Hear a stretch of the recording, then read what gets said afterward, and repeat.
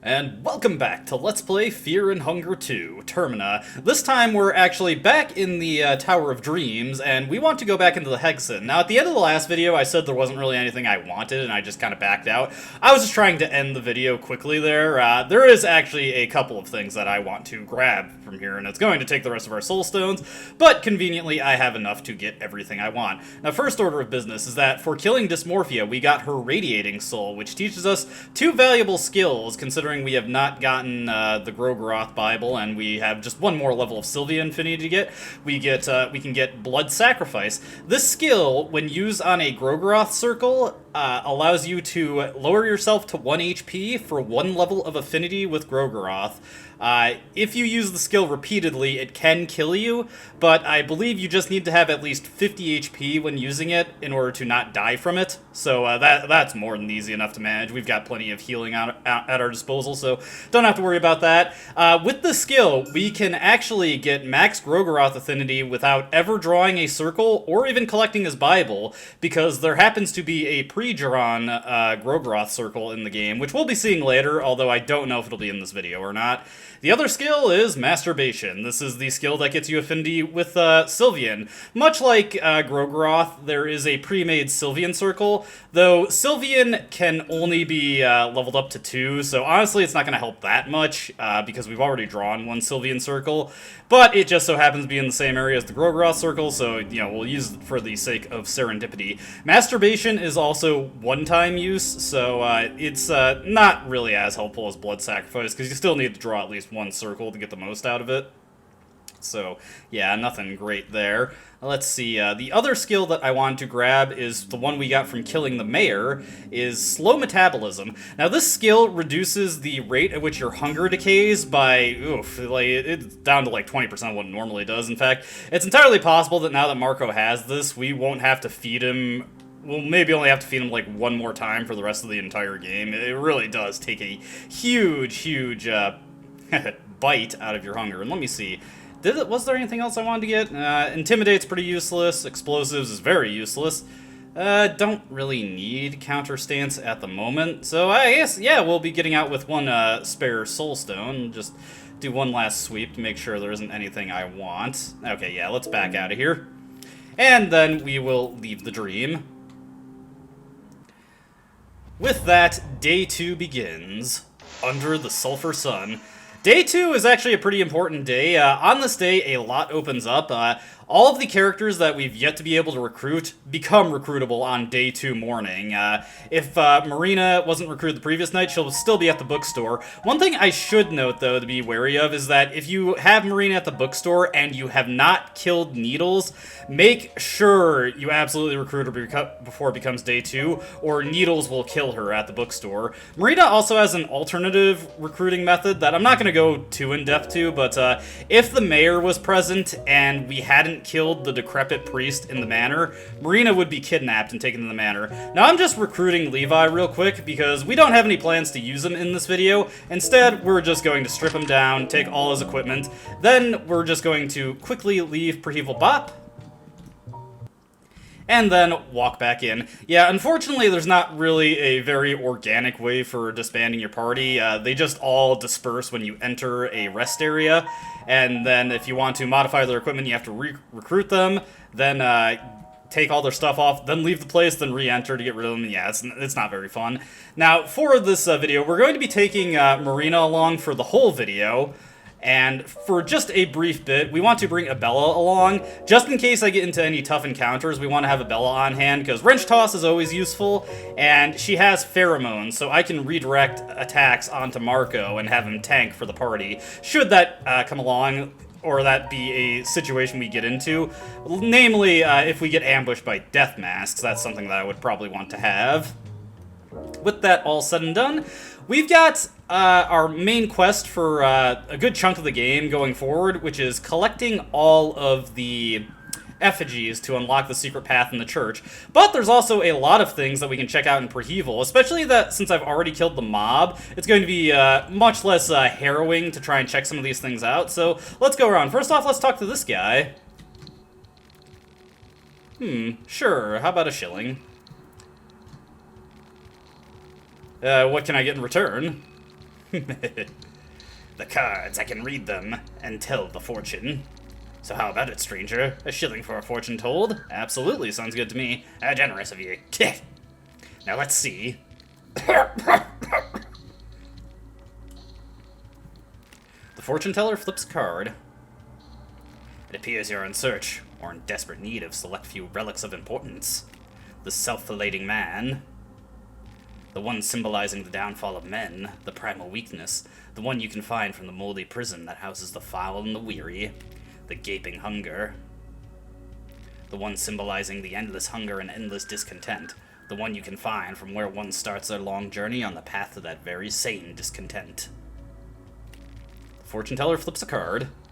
3 rivers. It appears you have began another quest as well, one that is hidden in plain sight. The 3 livers lead you to the promised land. A man-made conflict hides a scream of consciousness. Follow upstream, a treasure hidden behind a waterfall. Hope you got your shillings worth. Actually, more than our shillings worth. Those fortune readings, they can actually vary depending on what you've triggered in the game and where you are, but those are hints to the various endings you can get. There is a Inquisitor over there, which I'm just going to leave him alone for right now. Get this stuff. Now, one thing I want to check out over here is this gate. Well, we can attempt to force it open. You cannot pick this gate, and if you try to smash it, you will quickly find that you have nowhere near enough firepower to bring this gate down. This gate leads to the museum, and the museum is where we're trying to get by way of collecting these effigies. The gate has the highest HP of any door in the game in an effort to make sure you don't circumvent the effigy quest, though it is breakable, but it requires such a specialized damage-dealing build to actually accomplish it. I don't really consider it too practical, and for the most part, it's just better to collect the effigies, but if you want to try and attempt to destroy the gate, it is doable. You just need certain skills to enable a huge amount of burst damage in a single turn. Let me take an inventory of our shillings right now. There is one accessory we absolutely want to buy from Dr. Kiefer's, the Hardened Heart, for 99 shillings. Still a bit of a ways off from that. One accessory I actually would be interested in buying, if he actually had it, would be the Artificial Soul, which reduces the cost of abilities that cost mine to cast. But unfortunately, he does not sell that, which is kind of a shame, honestly. Checking out these apartments here. Hey, lucky, pet pills. Always get some drugs. Get white vials. You will get way more white vials than you'll ever possibly be able to use in this game, so you don't really have to worry about poison or poison-adjacent stats. These are the mailboxes for the building residents. Okay, nothing really important there. Now, there is an enemy that can appear here. A television. Doesn't seem to work. Maybe there's no electricity. Seems probable in an area like this. Oh, hey! And here is the cocoon. Let me see. We're just going to take out his lower mallet and then the mallet arm. I realized when we fought the mob, I didn't really censor these guys, and my kind of logic with that is that, you know, their whammers there are so heavily deformed that it's kind of hard to even recognize as genitalia anymore, at least to me, so sorry if you disagree with that. But the half cocoon, very easy to take out if they aren't being backed up by a mob. You just take out the lower mallet and they will lose their balance and allow you to strike their head. One thing to note about them is that if you actually destroy their legs, they do not lose balance from that. You specifically have to destroy the lower mallet, so it's kind of a unique thing about that. And let me see here. Marina's getting a little low on health there. We better swap the Leechmonger ring onto her. Didn't really intend to give Marco the Soul Devourer necklace, but it's not like it hurts him either. Well, let me see. May as well, no, actually, I'm going to leave that there for reasons. Lockpicking, getting so much use out of it in this playthrough. Glad I picked it. Yeah, get it? Okay, what's this? Random documents filled the table. For the most part, the documents are just illegible ramblings. The only constant in the papers is the letter R reversed. whatever that means. Now, if you've played the first game, you may recognize the letter R symbol. That is actually the symbol of the god of the depths, and if you are playing as Osa, who is familiar with the old gods, he will actually specifically identify it as such. The god of the depths is one of the few old gods that has actually died, and he was killed in the previous game, though his power lives on in the god of fear and hunger. Incidentally, if you really squint your eyes, you can see the god of the depths symbol in this weird formation on the bed. Kind of looks like a person popped out of it. It just adds more questions. Anyways, just one last floor to check out here. This area is completely optional. You don't have to come in here, though it has a bookshelf and various other things to collect if you are trying to get more supplies. Hey, you finally got something. Just ammo. Not that I mind ammo. Hey, The Last Frontier. That's actually a pretty interesting book, so we'll probably check that out in the reading section of this video. And anything else of note here? Blue vial, very nice. And nothing interesting in the drawer. Anything in this one? Or are they more than friends? In some photos, they do seem awfully close. Mystique and intrigue. But that's all there is here. Once you kill the half-cocoon, you can rest here if you need to. We don't need to, obviously. We just woke up, so we're doing just fine. Alright, let's get out of here.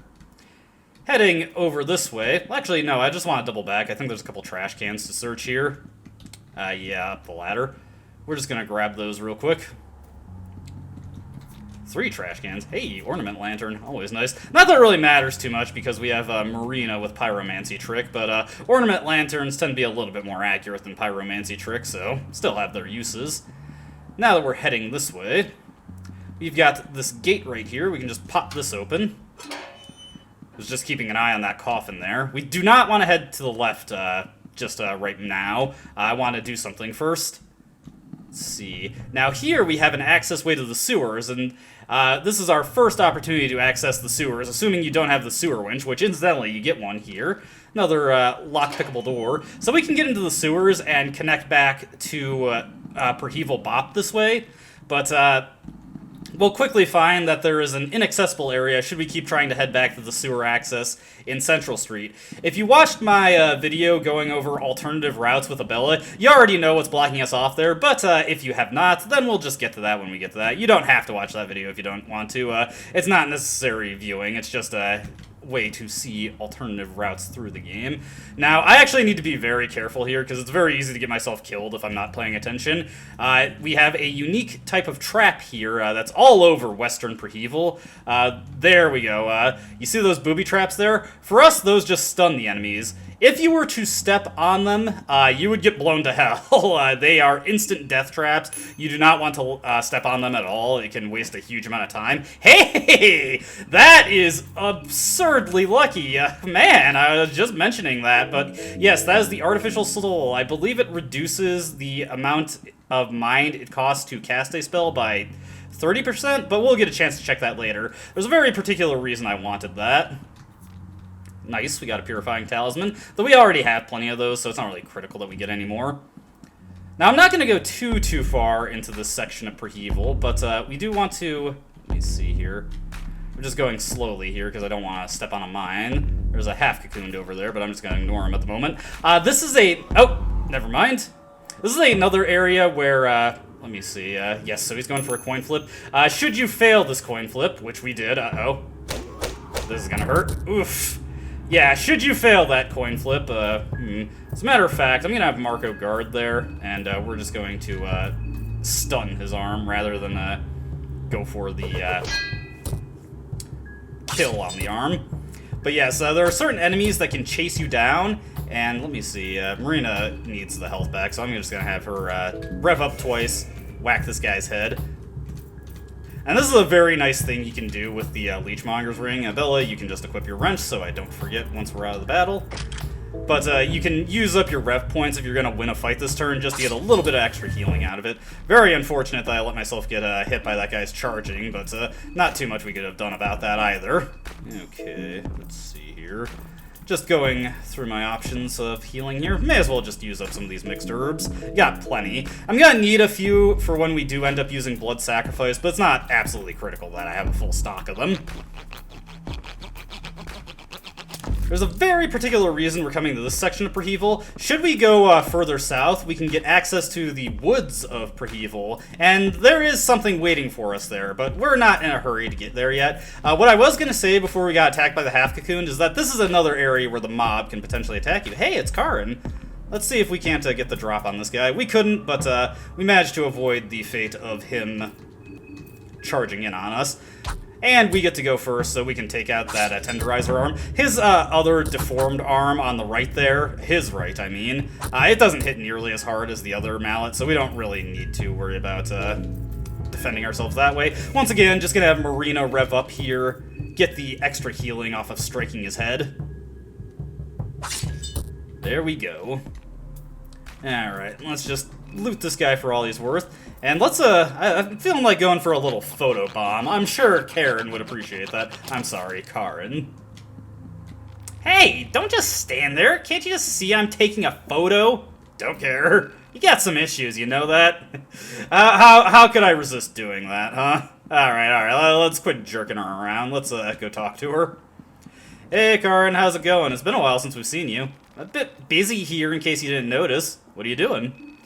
Photographing? I want to document the events that go down here.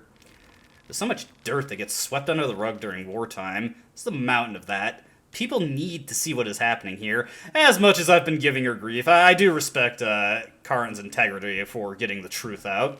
Bremen army can't get away with this. You're convinced this is Bremen's doings? It's basic math. Bremen occupies this area after years of war, and only a few weeks after that, the place looks like this. I suppose she does have a point there. The city has gone haywire with its residents suffering from symptoms never seen before. Bremen has a role in this for sure. I'm still trying to piece the whole picture together, though. Well, with that all said and done, want to tag along? I guess I'm about done here. So yeah, fine. You do not have to do anything special to recruit Karin. She'll just join you at this point to feed Marina and Bella there.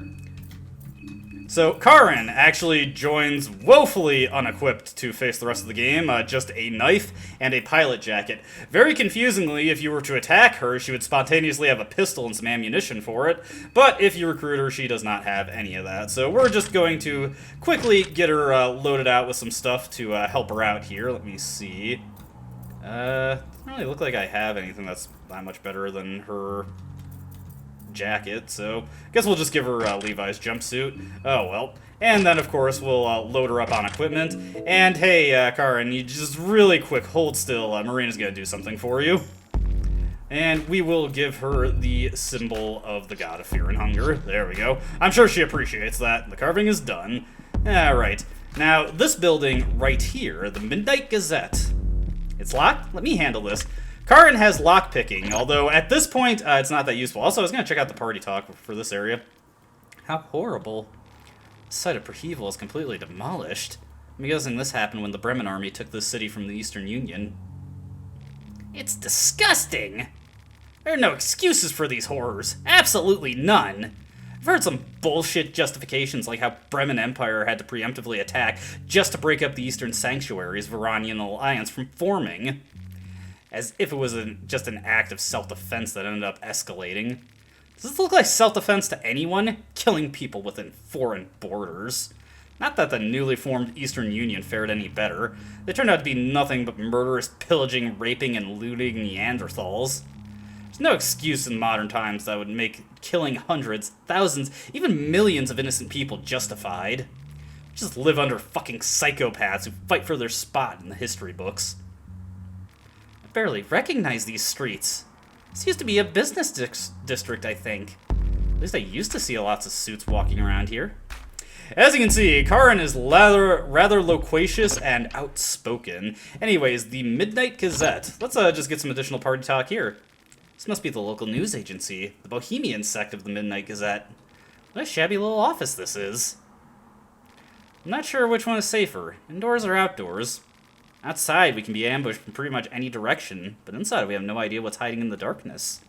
Not to mention, these buildings look like they could collapse on us at any minute now. Bella is looking around nooks and crannies, behind every corner. Just checking if I can find anything useful. Alright, Midnight Gazette is not an area you need to check out, and as a matter of fact, there's not really much to see in here. There is a half-cocoon lurking around somewhere who can also charge you like that one did earlier, so hopefully we can avoid that, but I don't really have much control over it, and of course we immediately run into him. Oh, what the? I don't know how I got a Just Guard there, but okay, I'll take it, I'll take it. And I guess we don't need Karin's help to take out that, what is it, the meat tenderizer arm, so we'll just have her tack a little damage onto the other one. Or I suppose I could just have her go for a headshot right out the gate. I didn't check to see what Karin's phobia was, so we'll have to look at that in a bit. Actually, let me see here. There we go. I wasn't paying too much attention to what attacks I queued up there. Hey, these guys has nothing. What a rip. But the Midnight Gazette has one particular item here that's especially good if you're playing as Olivia, though it still has its uses. Ooh, eyeglasses. This is a pretty unique item. It gives you a passive bonus to your accuracy, and this is the only place you can get one guaranteed, so kind of nice, honestly. Okay, so just archival documents there. We could go upstairs, but to my recollection, there's actually nothing up there, so we may as well just go on to the basement, which actually leads to what you can potentially get here. Alright, Abella, do your thing. But yeah, Karin is actually one of the less useful recruits in the game. I mean, she's still a warm body, so there's that, but she can only equip one-handed weapons, and the only passive skill that she comes with is lockpicking, which is honestly pretty useless at this point. Not only have we passed all the doors that we could pick, past the point where we could get anything even decently useful from them. This guy's seen better days. He's been shot to the head. Wonder who could have done this. But at this point, if you have 3 party members, almost any door in the game can just be smashed with brute force, so Karin really does not help that much. Alright, I believe there's a couple landmines around here, so I just want to be careful of where I step. Let's see. I believe that way's a dead end. I rarely come this way just because it's not really that helpful or prudent to do so, so apologize if there's a little bit of bumbling. Oh, another half-cocooned. I have no idea what triggered that Just Guard earlier. Actually, you know what? I should be approaching this a little bit differently. Eliminate all possible damage here. Honestly, at this point, I could probably just cut these encounters out, but these guys are dicey enough at times that I feel like keeping them in, and the video hasn't been running too long yet. Still got a long ways to go before we get to the main thing I wanted to show off for this video. So, let me see. We'll have, once again, just go for the heads there. Should probably pass the Leechmonger ring around, but it's not critical at this point. It would be nice if we had a different healing ring available, the Ring of Wraiths. That one passively restores your HP at the end of turn, which fortunately there is actually a guaranteed way to get that one in this game, so it's not the end of the world that we don't have it right now. Yeah, it's unfortunate that Karin cannot use two-handed weapons. Okay, there's the mines, and we need to go past these, so I'm just going to be careful. I do not want to blow myself up. I cannot come back from that, unlike accidentally stepping on a bear trap. But coming into this way, it's quiet. All of these doors are locked, save for one. Hey, it's the girl in pink. The girl with the red shoes. What did she drop? A one-winged necklace. Now, this is a very unique accessory. Let me see. We'll actually put that onto Karin for the time being, and I guess Abella can take the eyeglasses. The one-winged necklace, it does not give you two major, or it doesn't give you any stat bonuses, but it has a very unique effect. When your HP falls below 50, it gives a defense boosting effect, heavily reducing the damage that is incoming. When it drops below 10, going into critical, and your HP count is red, it gives you a massive defense boost, which can potentially eliminate all incoming damage. I've seen this used to great effect in Masso mode. Olivia actually starts with this accessory, and she can combine it with that one that we just collected to make an even stronger version of it. So it's a pretty cool and unique accessory. I personally have not played around with it too much, but I have seen how effective it can be, so it's a good thing to have at this point. Coming over this way, of course, we've got more trash cans to loot. Vial of oil, always nice. Had to use a murky vial to save Black Kalev in the portions of the video I did off-screen in the previous recording. And this just loops back around to the way back into the Midnight Gazette, which is where we're going to go. Okay, so at this point, let's actually double back. We're going to check out a small cutscene that you can check out, and then we're gonna head through the sewers. So let's just quickly start making our way back. And then when we do that, we're gonna actually drop off Abella, and then we're going to explore a section of Prehevil that I completely bypassed. We can head straight west from Pocket Cat and see a section of Prehevil that we have not yet checked out. And honestly, I would not recommend checking out because it has an extraordinarily high chance of spawning the mob, which we'll go over where specifically that can happen when we get there. Alright, so once again, just going slow for checking for landmines. Alright, now that we're past that, let's head this way real quick. Once again, some more Hey, pet pills. I am getting an enormous number of those this playthrough. That's strange. Seems to be a dead end. Uh-oh. Alright. Oh, whoa. August! Nice shot! Good afternoon. Foggy day, isn't it? Yeah, you're pretty skilled with that thing there, man. Yes, I've done my fair share of practice as a youngling. Didn't know back then all those blisters on my hands would be worth it in the end. To be young again. But alas, duty calls. Must bid you farewell. I'd read that Karin has a unique interaction with him if you have her in your party there, but I guess not. There is a interaction with him that I do know happens, though. So, heading into the sewers here, this will allow us to get back to Prehevil Bop, traveling by way of underground. But along the way, there's going to be a bit of a roadblock for us, though not anything too major. There are a bunch of Moonscorched ghouls. Now, we've already seen these guys in action, and frankly, I'm just going to nuke their torsos in every fight we get into, so let me I'll be passing the Leechmonger ring around for free healing. I'm just going to clear these guys all out and decapitate them, and then I'll come back when we're ready to collect all the junk here. Alright, I've taken care of every Moonscorched ghoul here, so now we can just loot the place to our heart's content. Small key, pretty useless. This is a great area for gathering some heads, since these guys are pretty easy to kill, especially if you have multiple party members. More pet pills. Man, it's just crazy how many of those I'm getting. They're not a terribly rare item, but it is weird to have so many. Not that it really matters too much, because I've already got guaranteed double turns, but it is nice to have them for certain cases. I'd probably want to have like at least 3 in stock anyway, but still, it's very nice to have that many. Additionally, I can combine them to make brown vials if I mix them with light blue vials, although I'm not a huge fan of brown vials. They do give a pretty impressive set of buffs when you use them. What the? Oh, hey, that's unusual. This is not usually one of these guys here. Do I want to take this guy on? Actually, I should be able to take him out. This is a guy we're going to be seeing a lot of later in this video, a neighbor demon. These guys are nasty. I would not recommend fighting them if you have less than a full party, because they can do some pretty bad things to you. In fact, this might already go pretty bad. Let's see what happens here.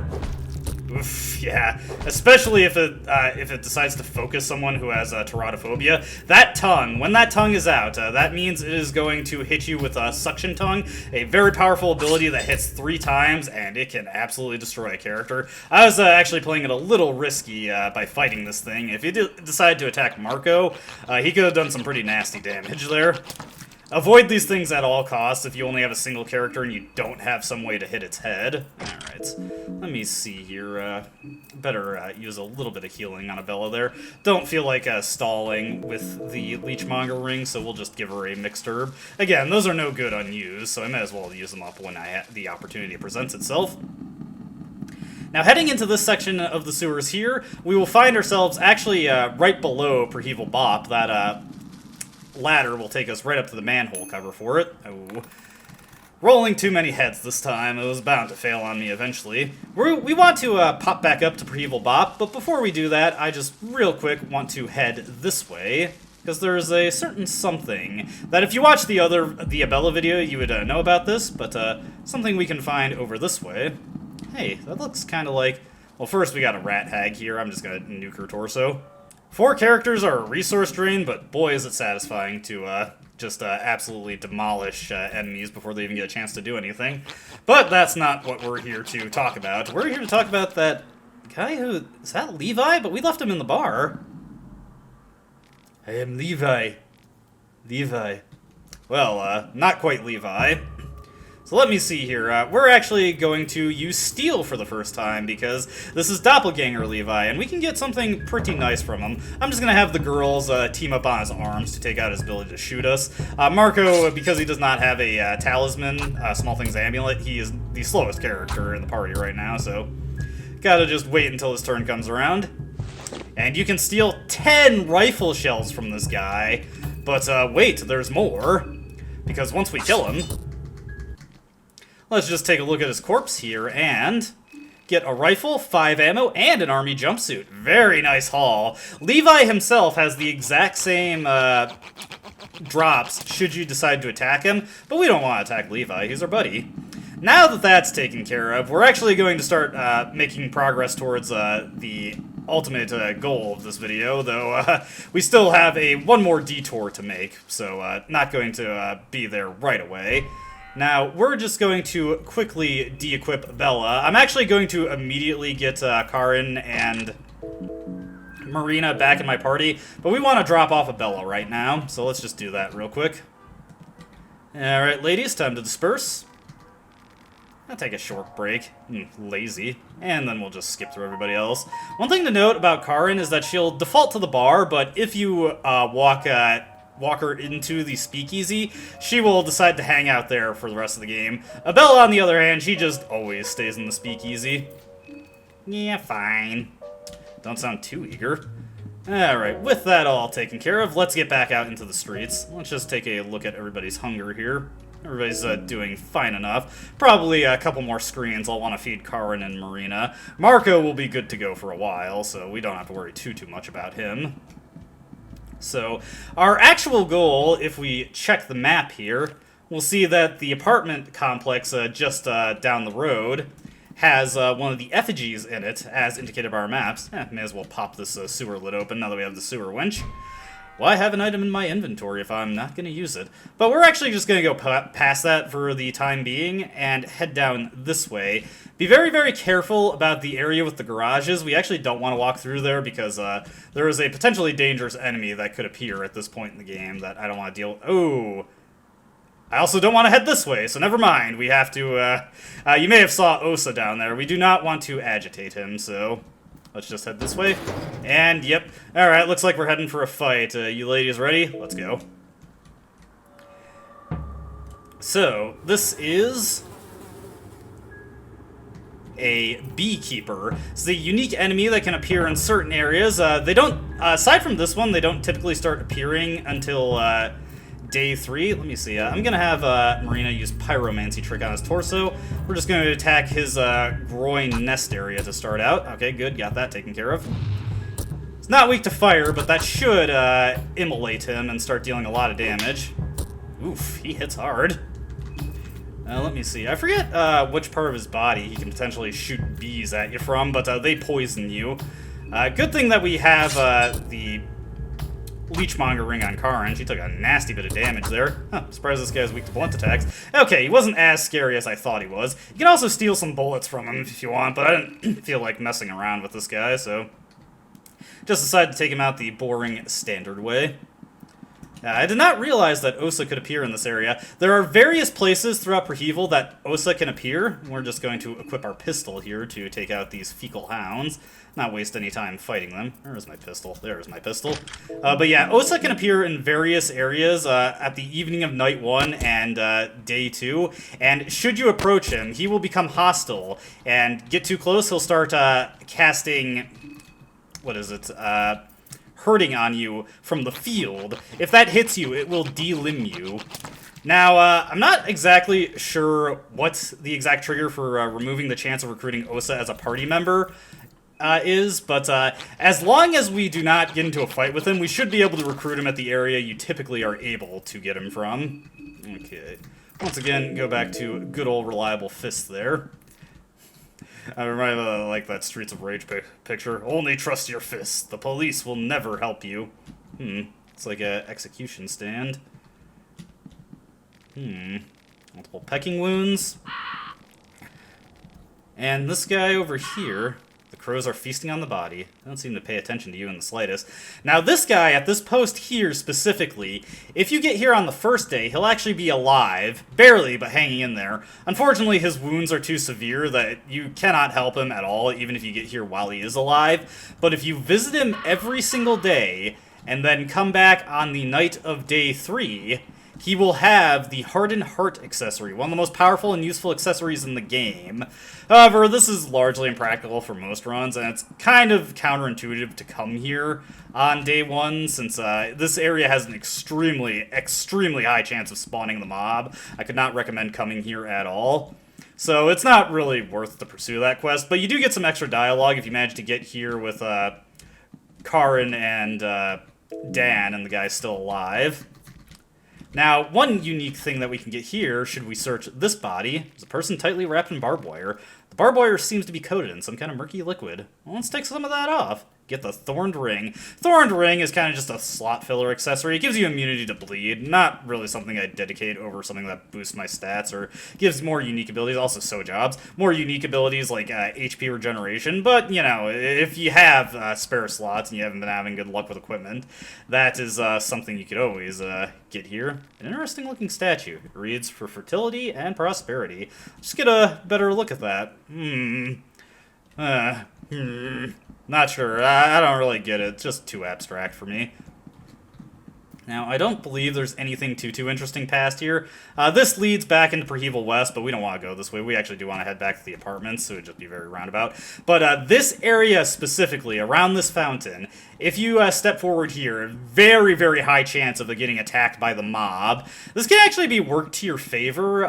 You can spawn them here, and it'll greatly reduce the chance that they'll attack you elsewhere, since they tend to hang around the areas where they're spawned for quite a while, but it's not recommendable to go there if you want to avoid them at all costs. Every time I've tried to go past that fountain while the mob was still a factor, they have always appeared there, so yeah, be very cautious when going through that area. With that all taken care of, we can finally get to the apartments. Let's make sure everybody's topped off for food, so use a moldy bread for Marina, and I know she does a lot of belly aching, but unfortunately, Karin's getting the better meal here. You get the vegetable pie. I have to imagine Marina's more than a little bit irate about that. Alright, let's get on past these guys. Actually, no, we want to go a little bit further south. Sorry. I am good at directions. And finally, go into the apartment building. Alright, just step forward and... what the... The doors are locked from the other side. Well, that's concerning.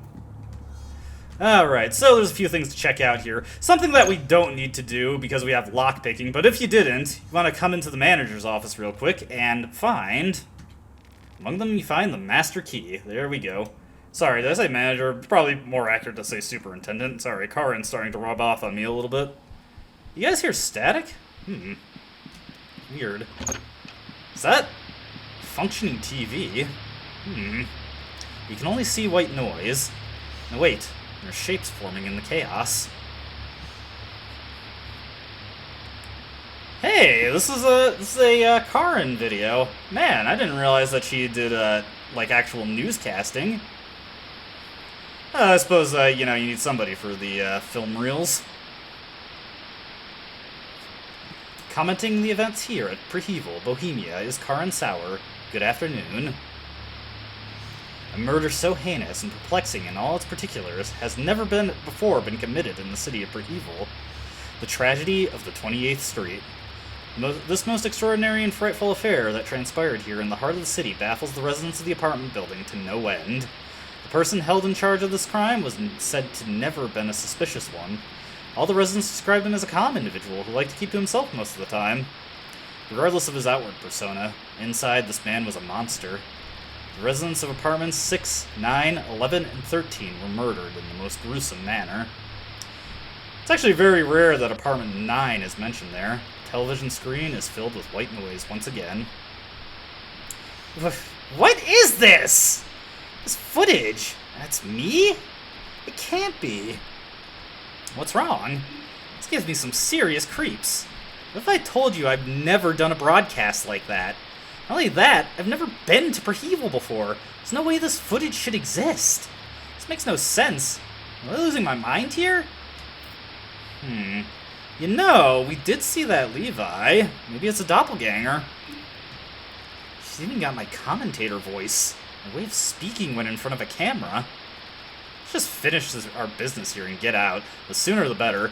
That's why I wanted to recruit Karin. Obviously, if you have her in the party, she will have some extra dialogue to say on the footage that we just saw there. She also has a slightly different reaction if you're... Or rather, the protagonist will have a slightly different reaction to that footage, should it be Karin, who, of course, will reiterate similar things, that she has no memory of doing that footage. Now, there are a couple of apartments to note to check out here, so let's... Oh, Karin just offers to lockpick these doors for us anyway. But this one, seems to be like an enthusiast of botany lives here. Uh-oh, neighbor. We'll just let him go by. I'd rather not get into a fight with him without a full party. But other apartments of note here. Let's see, that's apartment 8, apartment 13 here. Looks like somebody who just moved in. Didn't even get a chance to unpack. By the way, if you examine all the stuff here, well, if you look at a lot of the stuff, you'll find that it's covered in this peculiar mold. This door is sealed.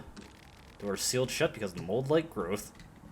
So, yeah, those doors are not accessible. 13 was mentioned in that report, though. That one's had a note saying, do not disturb.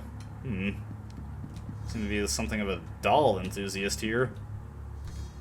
There's a moldy bed here. You could sleep and rest if you wanted to, although every alarm bell is ringing in your head when it comes to this apartment, not to mention the dolls. Yeah, if you rest in any of the beds here, it is an automatic game over. Ooh, I do not want to fight this guy right now, so we're just going to try and juke around him, and we made it. That was a little scary. Do not want to deal with neighbors at the moment. Alrighty. Now, heading into this, we'll notice that, looks like the wall has collapsed and we can get to the other apartment. This also feels like a little loose here. Nothing of note on that paper, but some kind of statue here. Is that a Venushka symbol on that paper? The books are growing together because of the white crust that is covering this entire building. The telescope seems to be carefully positioned here, but you cannot tell where it points at because the window is covered in white crust. Seems like a bit of an amateur astrologer here. Alrighty. A horsehead statue stands proudly here. The statue doesn't seem too heavy. You can push it pretty easily.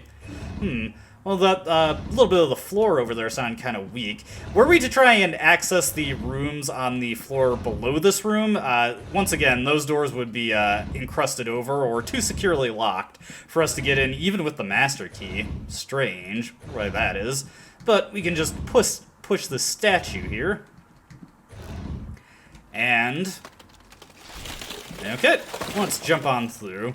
The rotten floorboards gave in the weight of the statue. Now there's a gaping hole to the darkness here. Let's just throw caution to the wind. Why investigate? Hey, see somebody over there? It's Daan. How the heck did he get in here? It makes a lot more sense for Daan to be here if you've already come to the apartments on the first day. It's not really clear how he got into this room if you haven't been here before. That sigil on the floor. Do you know what it means? Now, if you're playing as Osa, he actually does recognize the sigil, and you can get a little bit of extra dialogue here if you have been him, but we are not him. So let's, I'm actually more curious and pumping Daan for information in that case. What are you doing here? I've been following a trace. A trace that led me to this house. To this sigil. It's a sigil I've only seen once before in my life. But I have no idea what it represents. I browsed through the raving documents of the man who used to reside here. Most of it was illegible, from what I did understand. He is preparing a ritual for an older god, deity, or whatever. Like the sigil, this ritual too is something I've seen once before. No idea what it all means. I wonder if the ritual was complete or not. Think this ritual could have anything to do with what's going on in the city? Don't know. I doubt it. I'm not a superstitious person. Things usually do have a logical answer. I'd like to think so. Although human mind doesn't always follow logic, so ultimately, who knows? No use moping around. I could have use for company. You mind if I joined your group?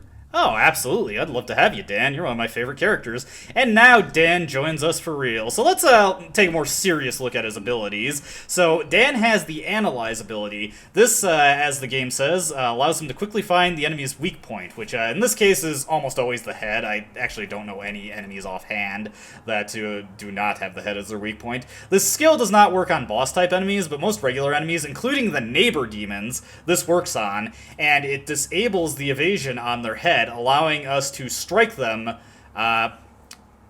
for a headshot right out the gate. Compared to other accuracy modifiers, this actually does take effect during the turn, so it is great. It's even better than destroying legs, because legs, you have to wait until the next turn for that to take effect. Diagnosis allows Dan to get us some flavor text on the enemies, as well as telling us what their weaknesses are. So what damage types are most effective against them. Magna Medicinal is a very interesting skill. This is the only way you can revive dead characters. It only works in battle, but should somebody fall in battle, you can have Dan use Magna Medicinal to sacrifice a limb and revive that character. Magna Medicinal has two bugs associated with it. The first, and probably the more famous one, is should a character die and you revive them with Magna Medicinal, and they had heroin addiction, that will be cured. They will no longer suffer from withdrawal if you revive them with Magna Medicinal. Now, this is not a bug related to Magna Medicinal itself. This is just something that's kind of a side effect of the death status. When a character dies, all of their status ailments or effects are purged from them. So Magna Medicinal just revives them as if they were a normal character. So you can use this to cure, quote-unquote, Levi's heroin addiction. I'm not going to do that because that's obviously an oversight, but if you did want to get the most out of Levi as a party member, just go pick a fight with a Bobby, cast pheromones on him, and let them beat him senseless, and then just bring him back with Magna Medicinal. And you can actually do that without much of a sacrifice because of the other bug that actually is specifically related to it. For whatever reason, Magna Medicinal is actually blocked by limb protection, so I could give Marco's arm guards to Dan, and he'd be able to use Magna Medicinal without risking his arm. It's pretty funny to me. Dan comes with a scalpel, which is a decently unique weapon, but the iron spear is superior, so we're going to equip him with that. We'll give him a dragoon helmet. We'll give him the leather armor. We're going to give him the artificial soul, because that will reduce the cost of Analyze, bringing it down to 14. So what's that? That's more like 25% reduction, but still pretty good. I'll save a lot of mind going forward. Let's get him kitted out with some more accessories. Let me see here. Guess we'll give him the one-winged necklace. Alright, hold still real quick, Dan. Marina's just got to do something real quick. We'll give him the Sigil of Fear and Hunger. Now, because Dan's Analyze works best if he's the first character to go in the turn, I'm actually going to unequip our small thing ambulance on all our other characters, so that Dan can be sure to go first in the turn order. So he's got agility 20, faster than everybody else. He should be fine to go. Karin's still got, yes, that'll be coming in handy. One last thing we want to grab here, the book on the floor with some erratic writing in it. You got the Diary of a Madman. Actually, who's got the Battle Stone? Yeah, well, let's equip that on Dan real quick, just in the event that a fight for some reason goes longer than one turn, although it probably will not. Not the small things in it. There we go. Alright, with that said and done, I'm actually going to wait a bit to read that diary, but let's just check out how Analyze helps us out here. So let me see. I'm just going to have Marina and Marco guard. We're going to have Dan use Analyze, and we're going to have Karin go right for the headshot. So check him out there. Boom. Very easy way to take out these guys. And we've got more than enough alcohol to keep Dan's mind topped off. With that all said and done, now let's get into the basement. You can head to the basement straight away if you want to, but better that we go this way first, because we've got actually a puzzle, one of the few puzzles in the game that you have to solve. Pushing that statue really did not count as one. So you may have noticed that certain apartments in this area were decorated and had distinct themes to them. That is important to keep in mind for something that's about to come up here. Heading into the basement, should we head towards the back, we will find a small laundry room with one of the washing machines going. The washing machine is shaking violently. There's a padlock with a mechanical 4-digit code keeping the lid closed. Oh, let's take a look at this. The glass window is dirty, with murky liquids foaming inside. You don't see any laundry inside, though. Occasional thump sound suggests there are some objects inside. Alright, so we got that Madman's Diary, and if you remember Karin's news broadcast, the apartments were 6, 9, 11, and 13. It's always going to be some variation of 2, 6, 9, 11, or 13. When I've noticed the variation is that it seems like 9 and 2 are the ones that can randomly be different. How do you know what the order of those is, though? Well, we got a Diary of a Madman, so let's just take a quick look at that. Most parts of the diary are completely illegible scribblings of a madman, but towards the end, the text becomes more lucid. The dream of the moon, the sign, the city is in upheaval. Fools, they don't know what awaits them. The moon is of no value to me. It is but a mark of a trigger. The time has come, and so has he. What did he talk about, Nero from Devil May Cry 4? As you are my witness, I am ready, my lord. I have gone through this 1,000 times in my head. The first blood, the lunatic that raves about the moon and stars to all day's end. The second blood, the foolish braggart who just moved in. The third blood, his puppets will bear witness to his bloodletting. The fourth blood and the final sacrifice, the girl who keeps me up at night. The songbird that utters her last whimpers. To finish the ritual, I need time. The laundry room works as a perfect hiding place for the sacrifice. I will swear on your name, my lord, our one true leader, the The writing becomes too hard to read past this point. Curious. Well, honey, here's a quarter. Go put it in a washing machine. Nah. So, the code that we need to put in is 9, 13, 11, and 6. I didn't check out apartment 6, but it's full of musical instruments, so you just have to investigate the apartments that are mentioned in Karin's news broadcast, and then correlate the decor inside to the descriptions in the Madman's Diary. That'll give you the code. That's ominous. Upon further investigation, you notice that the washing machine hole turns into a tunnel. You can see a faint light out there in a short distance. Also, I noticed we got the hunger message from Marco. I'm actually going to quickly feed him, because if you don't, when you have, what was it?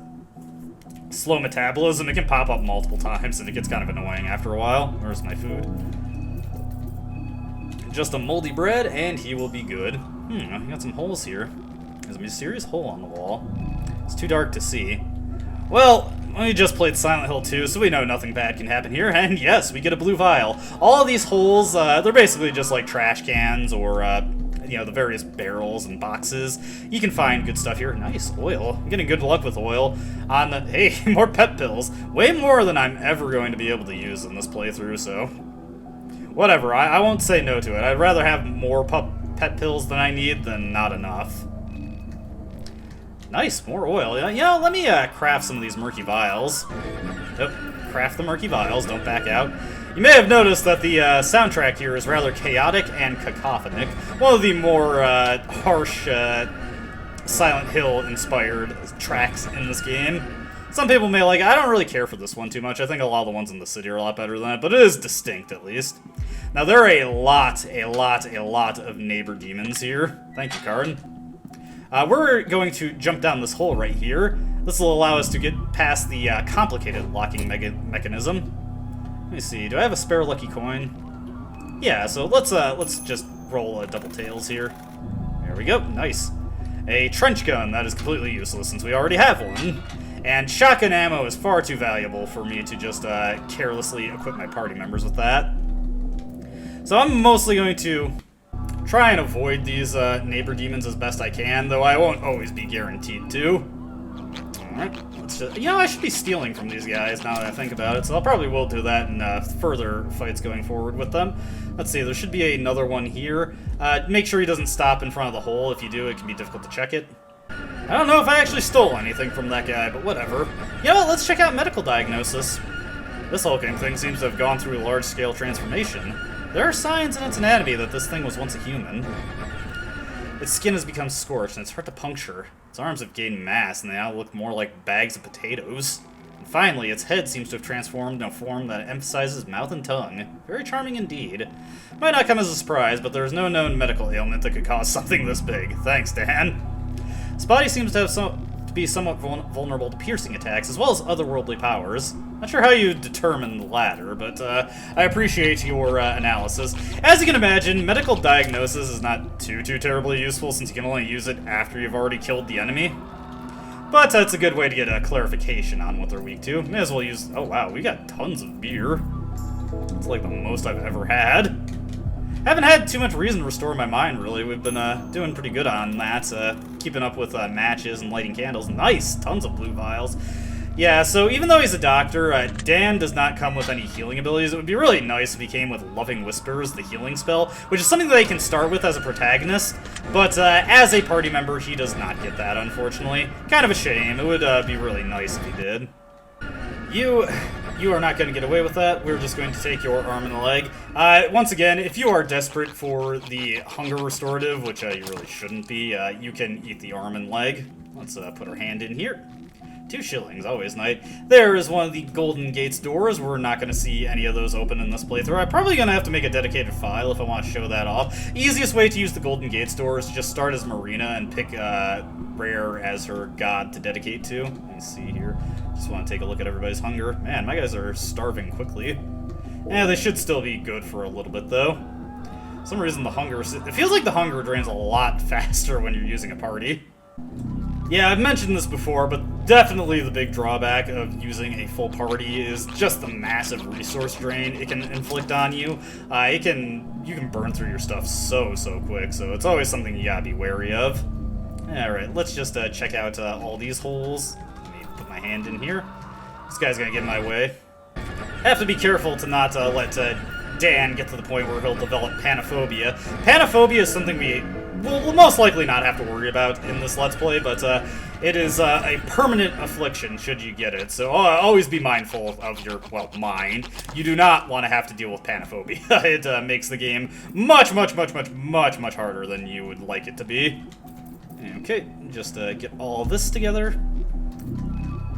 There we go. Hey, a Stalheim, that's nice. Better helmet. We'll give that to Karin for right now, although I doubt she's going to be staying in the party much longer.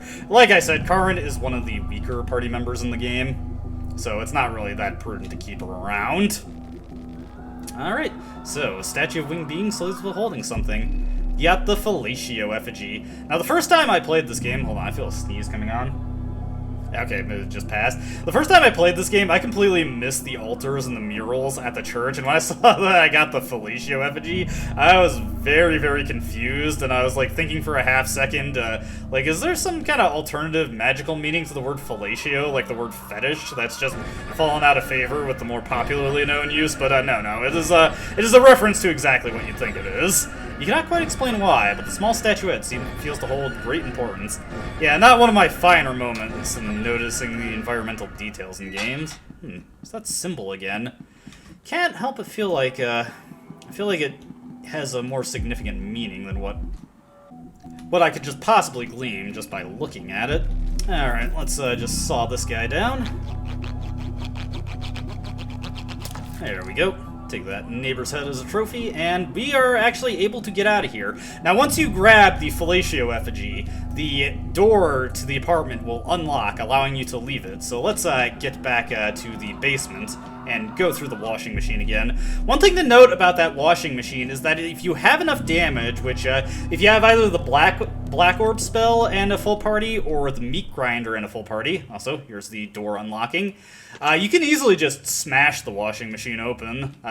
If you do not have the ability to break it, you get the rather humiliating message, the washing machine is too strong for your party, which is kind of funny in its own way, and maybe I should have shown that off, but I actually was not confident I didn't have enough damage to just break it open, which would kind of defeat the purpose of going through the steps of solving the puzzle.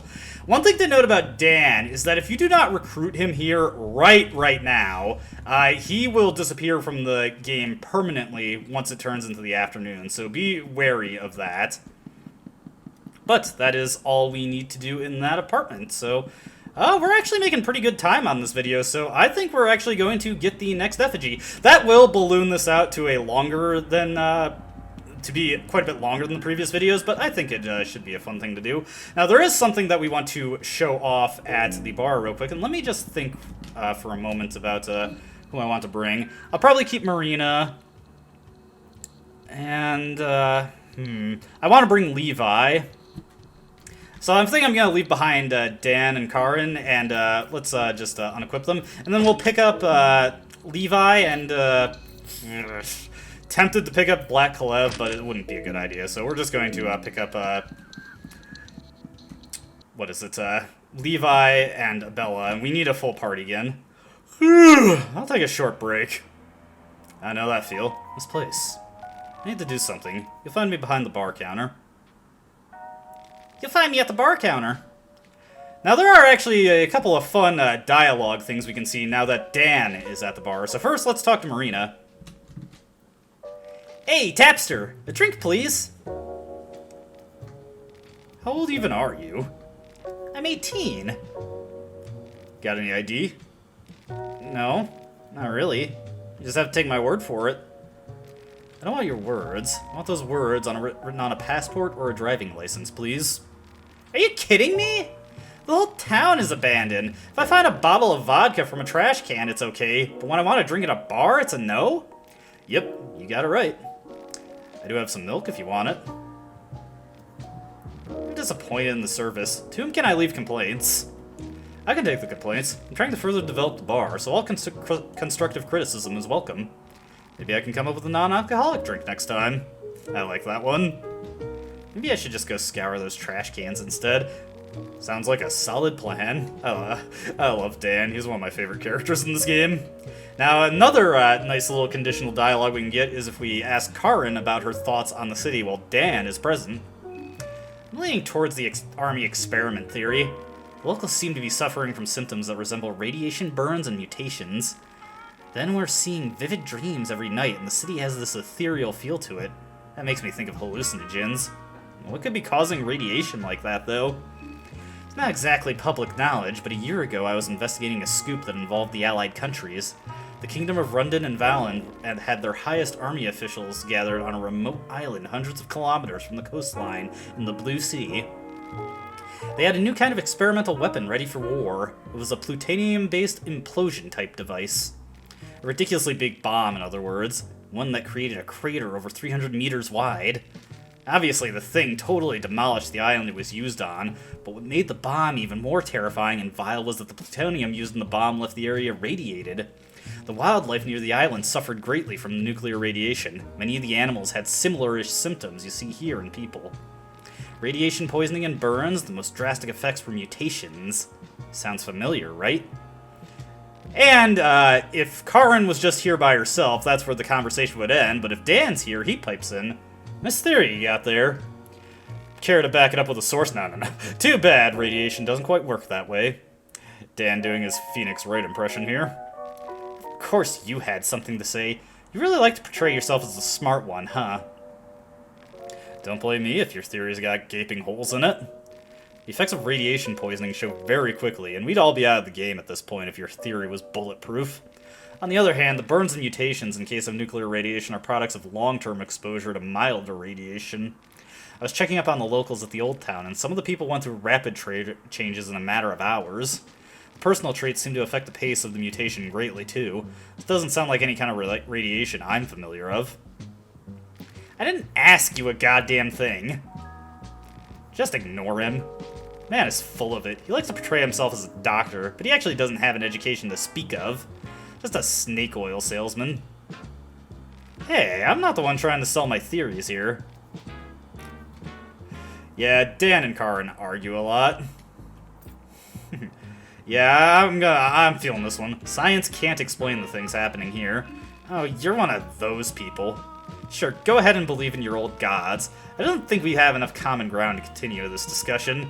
Karin, we can use magic. We have a few people in the party who's capable of it. Anyways, let's take Levi along.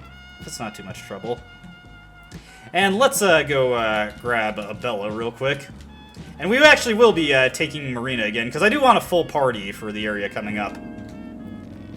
Okay, Bella, just get you to tag along. And finally, grab Marina. And there will be one last thing to check out in the bar here now that Daan is here. And the two favorite people are going to be able to hang out together.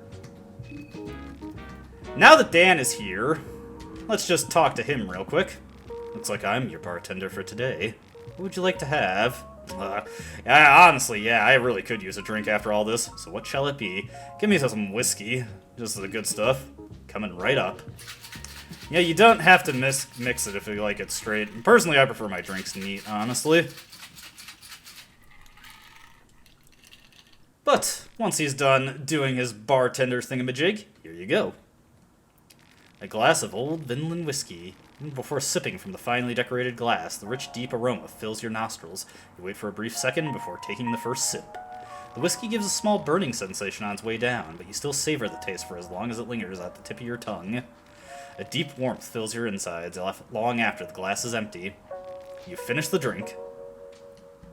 And that fully restores the mind of everybody in the party. So that is a big perk of recruiting Daan, is that you can come back here for free mind restores to the entire party. It's not super useful since your mind passively restores while you're in the bar anyway, but it does so immediately, so that's pretty nice. And yeah, let's just get Levi kitted out here.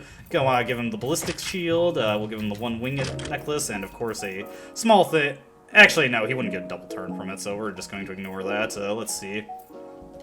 I guess we'll give him the Leechmonger's ring. Nobody else really needs it. We'll equip Abella here. Let's give her her pipe wrench, of course, a Dragoon helmet, and the leather armor. And let's give her a small things amulet, a thorned ring, and I guess she can rock the Beetlestone for now. And how's Marina doing? Yeah, she's still got all her stuff, so we're good to go.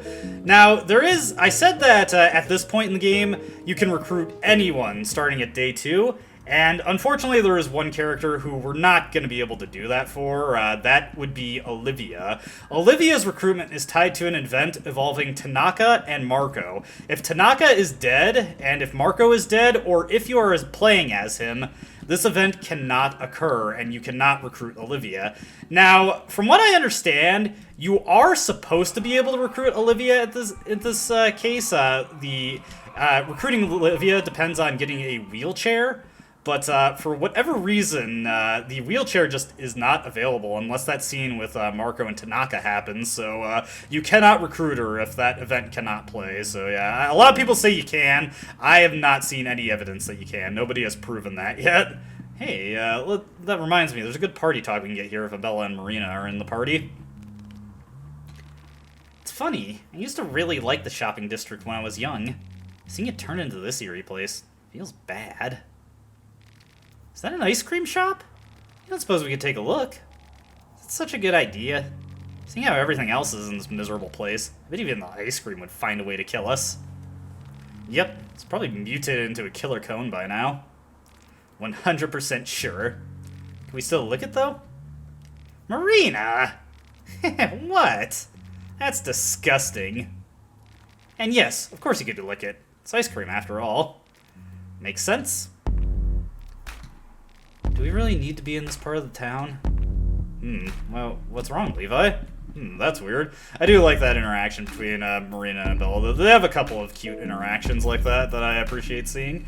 Let's feed Levi, and let's top off Bella while we're at it. Burning through all our vegetable pies here.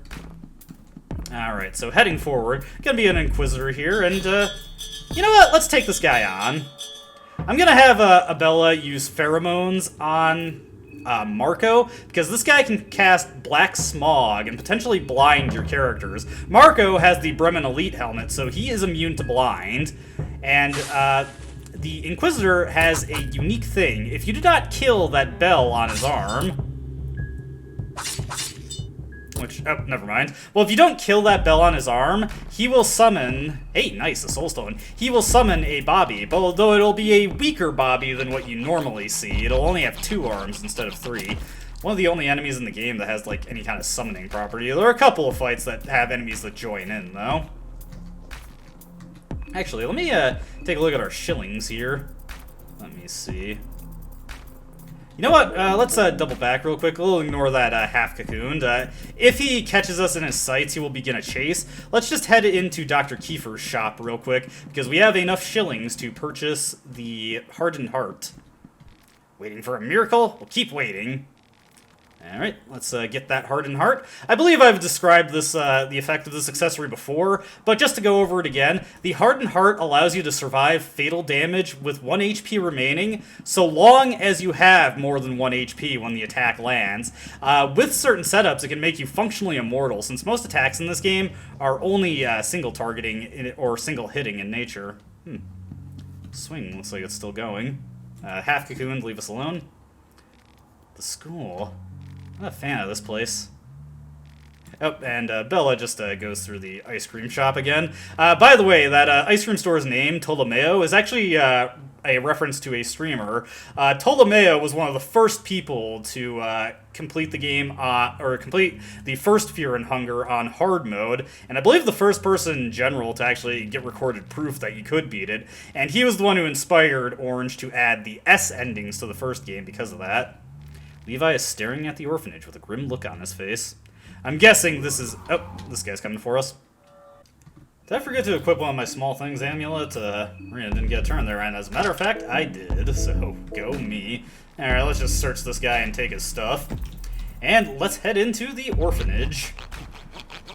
This is the area with the last effigy available to collect is found, so let's go through it. Now, let's get some party talk here. This place gives me serious creeps. So this place used to be an orphanage? A school? That's right. I grew up here. This must be emotional to you, seeing this place like this. Just tell us if you need a break. I'm fine. Everything alright? I'm just having mixed feelings about this place. Makes sense. It's actually quite a bit of combination of dialogue there. Painting of a grumpy old man. Judging from the wrinkles on his face, he must have had that frown for all his life. His eyes look glassy and more menacing than the rest of his expression. It's actually pretty creepy. That is actually a portrait of Marina's father. It is, I want to say, I forget what his name is. His last name is Domek, which probably means Marina's full name is Marina Domek. I forget if his first name is Donovan or if it's Hugo. Oh, we finally got the Almer Bible. The Almer Bible, when drawn on a perfection circle, creates a blood portal, and it can warp you between any other blood portal you make. You got the Prehevil document there. So it's actually a useless effect unless you draw at least 2 symbols. Now, one thing that I'm not going to do here, just for the sake of time, let's take a look at that one that we just got, the Man in the Dreams flyer. Have you seen this man in dreams? For the past week or so, since the full moon, people all over Prehevil and its neighboring settlements see this face in their dreams every night. If you are one of them or have any information that can help us identify this person, please contact us. The flyer tells to contact us, but there's no contact information to be found from the flyer. Now, if you're familiar with your internet urban legends, you will recognize that as a reference to the Ever Dream This Man website, which was a hoax about 3,000 people in the world simultaneously dreaming of the same man. Of course, in the context of Fear and Hunger, that is obviously Prehevil, who literally is appearing in everybody's dreams. So, just a fun little reference there. Note that every locker in the school, including the ones that are not facing the camera, which is this is one of the rare areas where this is the case, can be searched and you can get items from them, but for the sake of time, I'm not going to do that. Now, the enemies in the orphanage, on the other hand, well, we got little children demons here, fallen cherubs. I would actually highly recommend against fighting these guys, because despite their diminutive stature, they are actually one of the most dangerous enemies in the game. Their normal attacks have a chance of inflicting the severe injury status ailment on you. The effects of that are twofold. One, it prevents you from, actually, let's just take a look at this. Shadowy figures, ghost children found inside the school. One of 2 ghost enemies in the game that trigger phasmophobia. They do not deal body damage. Should they attack you, they will deal mind damage. Now, ghost enemies normally require otherworldly damage to be defeated, but they can also be damaged with unarmed damage, since it's not a typed damage. So, Marco can very effectively punch these things to death, which is pretty funny. Math book on display. A couple of exams are highlighted. There are a lot of bookshelves to be searched inside the school. So, hey, another Man in Dreams flyer. Strange. So if you have not gotten all the Bibles at this point, you will almost certainly have them all by the time you're done searching the school. There's also a handful of candles to light that'll allow us to blunt the passive mind loss we'll get through by going through here. I'm actually going to equip the pistol because it will allow me to quickly kill the fallen cherubs. Fallen cherubs are weak enemies. Also, the game's kind of bugged out here. You're not supposed to be able to run with guns, whatever. Any room that I'm not going into, it's because there is not anything that can be collected from them. They will just, let me see here. Book is in clear orders. They'll just give useless flavor text.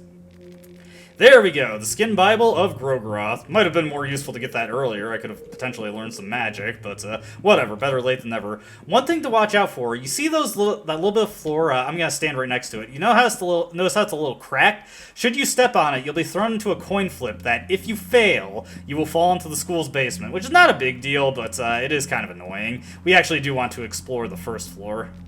Nothing worthwhile here. We have gotten more or less all the books that I care about, but there is one more book we can potentially get, which is another Book of Enlightenment to allow us to save our game. There's 2 books of Enlightenment you can potentially get through shelves. Oh wow, I got 2 of them there. You can, in Call of Duty style, shoot through doors, so that is a good way to take out these fallen cherubs. And yes, bullets can occasionally travel through multiple enemies. They don't do it very often, but yeah, occasionally it'll line up and let you do that.